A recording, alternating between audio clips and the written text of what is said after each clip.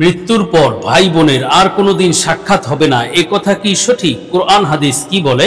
স্ত্রীর হাতে স্বামীকে হস্তমৈথুন করে বীর্য বের করে দেওয়া জায়েজ কিনা? কোন স্বপ্ন ধনী হওয়ার লক্ষণ তথা যে স্বপ্নগুলো দেখলে ধনী হতে পারবো এমন স্বপ্নগুলো সম্পর্কে ও তার ব্যাখ্যা সম্পর্কে জানতে চাই।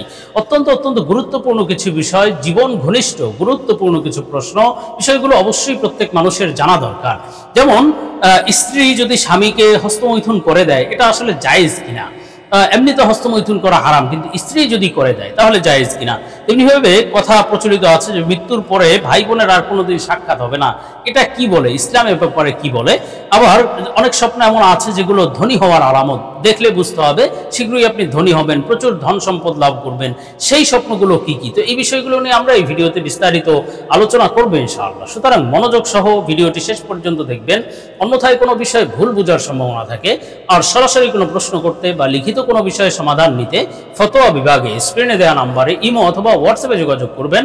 আর ভিডিওটি যাতে ইউটিউব অন্যদের কাছেও পৌঁছে দিতে বাধ্য হয়, এজন্য ভিডিওতে একটি লাইক দিয়ে চ্যানেলটি সাবস্ক্রাইব করে দিবেন, পারলে শেয়ার করে দিবেন। তো আমরা সরাসরি প্রশ্নের জবাবে চলে যাই। প্রশ্ন ছিল, শেখ, স্ত্রীর হাতে স্বামীকে হস্তমৈথুন করে বীর্য বের করে দেওয়া জায়েজ কিনা? দেখুন, সাধারণ অবস্থায় আসলে কোনো ব্যক্তি হস্তমৈথুন করা কিন্তু হারাম, স্পষ্টরূপে হারাম, সম্পূর্ণরূপে নাজায়েজ। কোনো পুরুষ নিজের হস্তমৈথুন করা, কোনো নারী নিজে হস্তমৈথুন করা, এগুলো সম্পূর্ণরূপে হারাম, এই কাজ করা যাবে না। কিন্তু স্ত্রী যদি স্বামীর করে দেয় অথবা স্বামী যদি স্ত্রীর করে দেয়, অর্থাৎ স্বামী স্ত্রী একে অন্যের হস্তমৈথুন করে দেওয়া, এটা জায়েজ কিনা গুরুত্বপূর্ণ একটি বিষয়। তো এক্ষেত্রে মাসআলা হলো, যদি বিশেষ প্রয়োজন ছাড়া এমনিতেই যদি তারা এই কাজ করে, দেখুন হস্তমৈথুনের মাধ্যমে কিন্তু বিভিন্ন ক্ষতির সম্ভাবনা আছে, সেটি নিজে হতে পারে অথবা অন্য কেউ যদি হস্তমৈথুন করে দেয়, এতে বিভিন্ন শারীরিক ক্ষতি বা বিভিন্ন যৌন জীবনে বিভিন্ন ধরনের প্রভাব পড়ে। এজন্য আসলে হস্তমৈথুন থেকে সবসময় দূরে থাকা উচিত।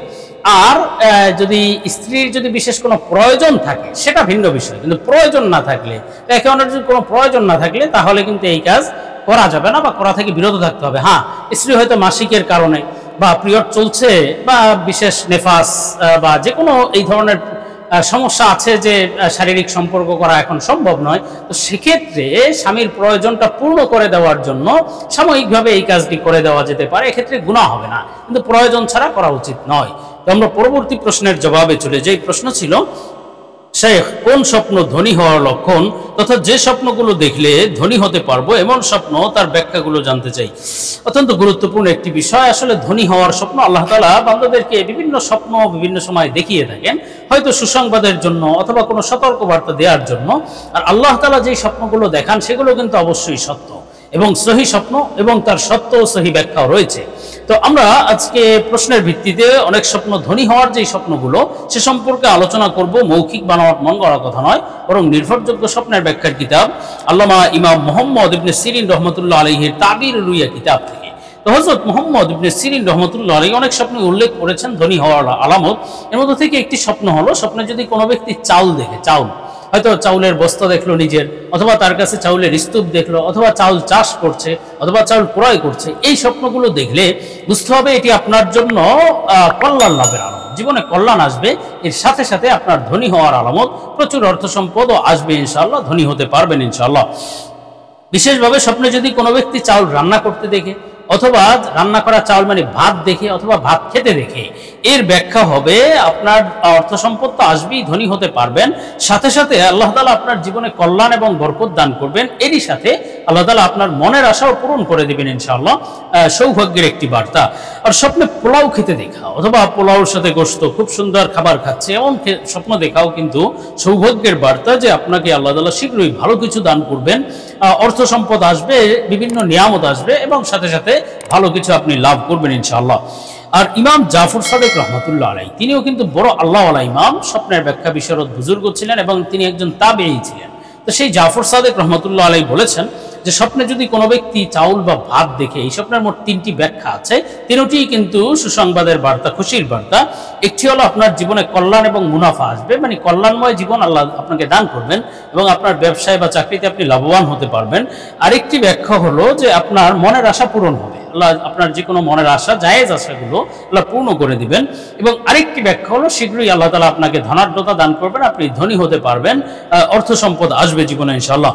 এরই পাশাপাশি স্বপ্নে যদি কোনো ব্যক্তি চড়ুই পাখি দেখে, ছোট ছোট যে এক প্রকার পাখি আছে চড়ুই পাখি, এই চড়ুই পাখি স্বপ্নে দেখাও কিন্তু ইজ্জত সম্মান লাভের আলামত। আল্লাহ তাআলা আপনার সম্মান মর্যাদা বাড়িয়ে দিবেন এবং আপনি আল্লাহ তাআলার প্রিয় বান্দা হতে পারবেন বা নেককার পরহেজগার হতে পারবেন। এবং আরেকটি ব্যাখ্যা হলো আপনার অর্থ সম্পদ লাভ হবে। বিশেষভাবে যদি আপনি অনেক চড়ুই পাখি দেখেন, এক জায়গায় অনেকগুলো চড়ুই পাখি, অথবা আপনি অনেক চড়ুই পাখি ধরেছেন, এই ধরনের স্বপ্ন দেখলে বুঝতে হবে আপনার ব্যাপক অর্থ সম্পদ আসবে, সমৃদ্ধি আসবে এবং সাথে সাথে আপনি অনেক বড় ধনী হতে পারবেন বা বড় ব্যবসায়ী হতে পারবেন, সৌভাগ্যের একটি বিষয়। আর স্বপ্নে যদি কোনো ব্যক্তি চড়ুই পাখির বাসা দেখে, যেখানে চড়ুই পাখি থাকে এমন জায়গা স্বপ্ন দেখলে বুঝতে হবে আপনার জীবনে সুখ শান্তি আসবে, শত্রুর শত্রুতা থেকে আপনাকে আল্লাহ তাআলা নিরাপত্তা দান করবেন। আর ইমাম জাফর সাদিক রহমতুল্লাহ আলাইহি বলেছেন স্বপ্নে চড়ুই পাখি দেখার মোট 9টি ব্যাখ্যা আছে।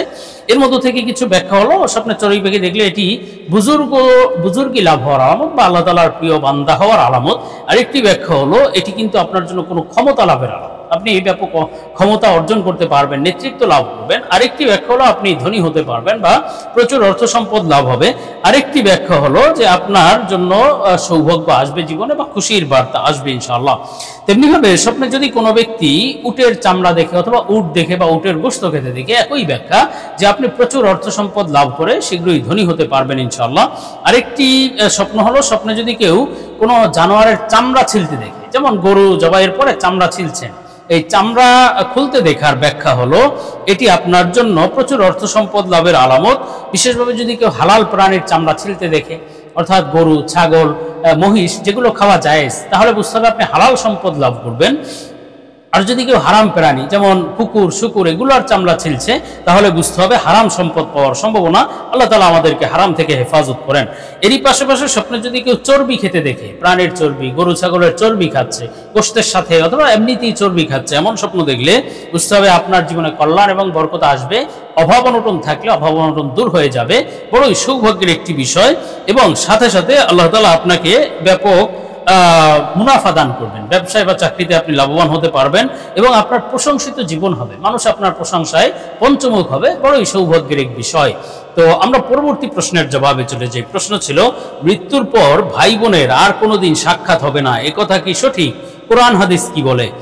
দেখুন, মৃত্যুর পরে ভাই বোনের আর সাক্ষাৎ হবে না এমন কিছু কথা অনেকে বলে থাকে, তবে কোরআন হাদিস আসলে এ বিষয়ে কি বলে এর আসলে সম্পূর্ণ বিপরীত। কারণ আল্লাহ সুবহানাহু ওয়া তাআলা স্পষ্ট বলেছেন ইয়াউমা ইয়াফিরুল মারউ মিন আখি, কিয়ামতের ময়দানে ভাই তার বোন থেকে ভাগবে, বোন তার ভাই থেকে ভাগবে, মা সন্তান থেকে ভাগবে। ওর কথা আত্মীয় স্বজন একে অপরকে চিনবে, দেখা সাক্ষাৎ হবে, কিন্তু ওই নেক চেয়ে বসবে, সওয়াব চেয়ে বসবে, এজন্য ভেগে যাবে, বলবে যে না আমি তো চিনি না, আমি তোমাকে চিনি না, কিন্তু সাক্ষাৎ হবে। আর বিশেষভাবে যারা জান্নাতে যাবে তারা তো একে অপরের সাথে সাক্ষাৎ করবে, যেমন ভাই বোন দুজনেই জান্নাতে গেল, অবশ্যই এদের একে অপরের সাথে দেখা সাক্ষাৎ হবে, কথাবার্তা হবে, একজন অপরজনের কাছে যাওয়া আসা থাকবে।